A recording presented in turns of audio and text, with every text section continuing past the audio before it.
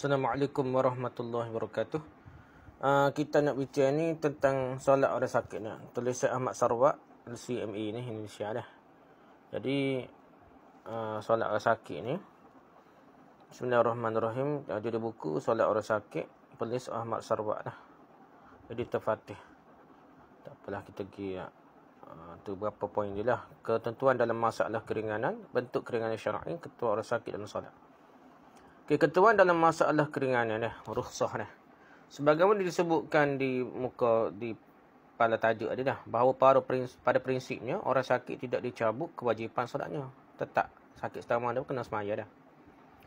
Namun mendapatkan beberapa keringanan. Untuk itu dalam menetapkan bentuk keringanan ada beberapa prinsip yang mesti diperhatikan. Antara lain, pertama, sakit tidak menggugurkan kewajipan solat. Sakit itu tak gugur kewajipan solat.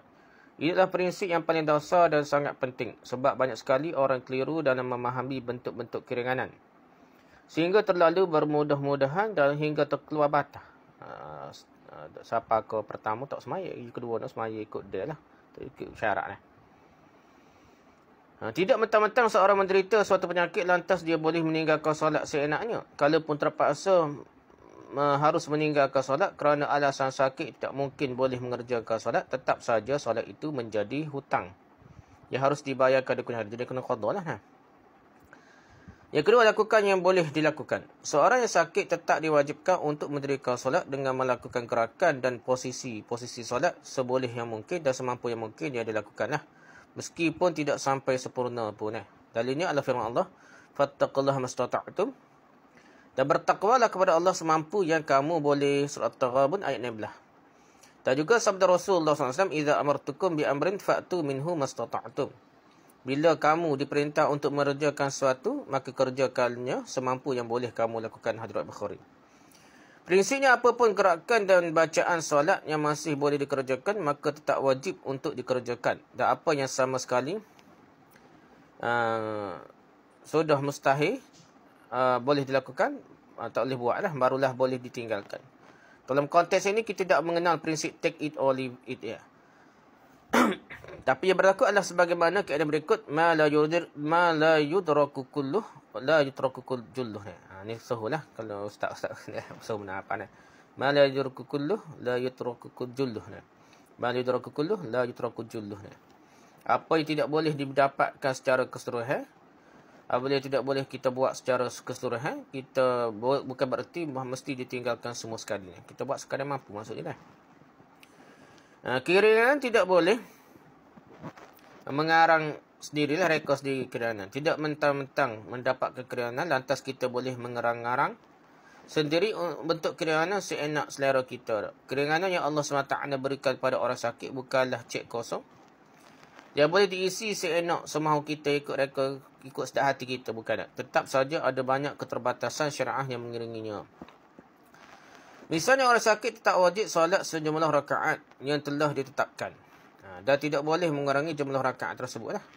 Dia tak adanya solat zuhur 4 rakaat, tidak boleh tiba-tiba dikurangi jadi tinggal 1 rakaat, tak boleh.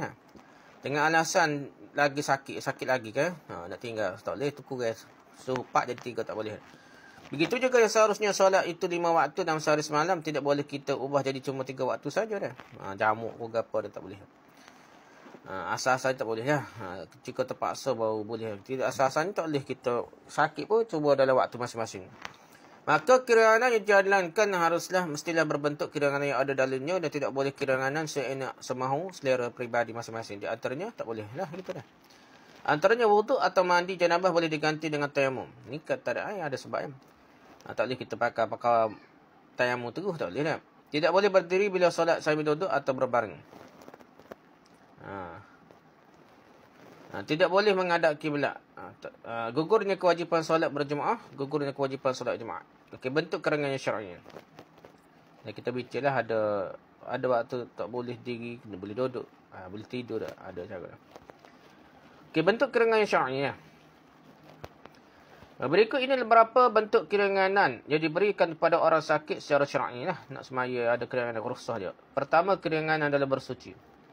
Dalam perkara bersuci untuk mengangkat hadas, apabila tidak dimungkinkan bagi orang yang sedang sakit untuk menggunakan air, baik untuk berwudu ataupun mandi janabah, Maka para ulama menetapkan kebolehan bertayamum. Tidak boleh terkena air itu kerana ditakutnya akan semakin parah sakitnya atau terlambat kesembuhannya oleh sebab air itu. Baik atas dasar pengalaman peribadi maupun atas petunjuk dari doktor-doktor ataupun ahli-ahli dalam masalah penyakit tersebut. Ikutlah orang pakarlah, Tok Bomo, Tok Guru, Tok Tabik kau. Kau masih ia tahu dah. Maka pada masa itu boleh baginya untuk bertayamum. Kena dapat nasihat dulu lah. Bukan rekod ikut start hati kita dah. Hak mana sempat lah, tak tahu. Tak nak macam mana ada sekat mana kita istihad. Tepat dah lah. Dalilnya adalah hadis Rasulullah SAW berikut. An Jabirin qala kharajna fi safrin fa asaba rajulan minna hajara fashajjahu fi ra'si thumma ihtalama fasa'ala ashabahu hal tajiduna li rukhsatan fit tayammum faqul ma najidu laka rukhsatan wa anta taqdiru 'ala al-ma' faghtasala famata falamma qadimna 'ala Rasulillah sallallahu alaihi wasallam akhbara bidzalika faqala qatalahum Allah ala sa'alu idza lam ya'lamu fa innama shifa'ul ayyi as-su'al innama kana yakfihi ay yatayammama wa ya'siba ala jurhihi khirfatan thumma yamsaha 'alayha wa yaghsila sa'ira jasadihi.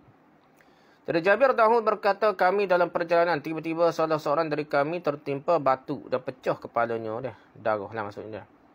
Namun ketika tidur dia mimpi basah pula dalam mimpi dah. Lalu dia bertanya kepada temannya, apakah kalian membolehkan aku bertayamum? Teman-temannya kawan-kawan dia menjawab, kami tidak menemukan keringanan bagimu untuk bertayamum. Tak boleh, wajib tayamum, wajib mandi juga dah. Sebab kamu boleh mendapat air lagi, ada air kan ni. Lalu mandilah orang itu dan kemudian mati akibat mandi tersebut dah. Ketika kami sampai kepada Rasulullah SAW dan menceritakan hal itu, bersabdalah beliau, mereka telah membunuhnya, semoga Allah memerangi mereka dah. Bunuh, buat apa bunuh? Sebab dia beri fatwa karut lah. Mengapa tidak bertanya bila tidak tahu? Sesungguhnya obat kebodohan itu adalah bertanya. Cukuplah baginya untuk bertayamum saja. Hadirat Abu Daud Ad-Darqutni. Poin yang kedua, keringanan tidak boleh berdiri dah. Orang tak boleh berdiri, macam mana dah? Berdiri merupakan rukun dalam solat fardu. Di mana seorang bila meninggalkan salah satu dari rukun solat, maka hukum solatnya tidak sah lah. Namun bila seorang kerana penyakit yang didertainya, dia tidak mampu berdiri tegak, maka dia dibolehkan solat dengan posisi duduk. Dengan duduk. Solat sambil duduk dah. Dalam rujuk Asyarhus Saghir, jilid 1, muka 489. Dasarnya adalah hadis Nabawi berikut. Kanat bi bawasiru fasa'altu Rasulullah SAW faqala sal qa'iman fa'illam tastati' faqa'idan fa'illam tastati' fa'ala jambika. Dari Imran bin Husain berkata, aku menderita wasir. Buasir lah, penyakit buasir ni. Maka aku bertanya kepada Rasulullah SAW, beliau bersabda, solat sambil berdiri dulu.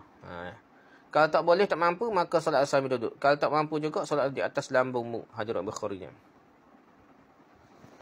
Keringan tidak boleh rukuk dah. Dia lagi kita. Jadi orang tak boleh rukuk. Sebagaimana kita ketahui bahawa rukuk dalam solat adalah rukuk yang bila tidak dikerjakan, maka solat itu tidak sah hukumnya. Di dalam Al-Quran, Allah Ta'ala telah menetapkan warka'u fasjudu. Irka'u wasjudu, rukuklah dan sujud. Surah Al-Hajj ayat 77. Dan alasan orang sakit membolehkan seorang tidak melakukan gerakan rukuk yang seharusnya, hanya saja para ulama agak sedikit berbeza tentang kedudukan yang menggantikan rukuk. Menurut jumhur ulama, orang tidak boleh melakukan gerakan atau berposisi rukuk. Dia mesti berdiri tegak lalu mengangguk kepala sahaja. Namun masih tetap berdirilah. Wajib lagi berdiri. Rujuk mazhab jilid 1, mushaf Adamah, bab 1. Dasarnya adalah hadis berikut. Waqumu lillahi qanitin, berdirilah untuk Allah dengan khusyuk. Maksudnya bila orang sakit tidak mampu melakukan gerakan rukuk, maka dia mengambil posisi dasar, iaitu berdiri. Rukuknya hanya dengan mengangguk saja. Pendapat kedua Al-Hanafiyah, namun menurut pendapat Al-Hanafiyah, orang yang tidak mampu melakukan gerakan rukuk secara automatik tidak lagi wajib melakukan posisi berdiri, sehingga dia solat sambil duduk saja. Rukunnya dengan cara mengangguk dalam posisi duduk, bukan dalam keadaan berdiri. Itu pendapat mazhab Hanafi dah. Rujuk Al-Hidayah jilid 1 halaman 77. Allah a'lam.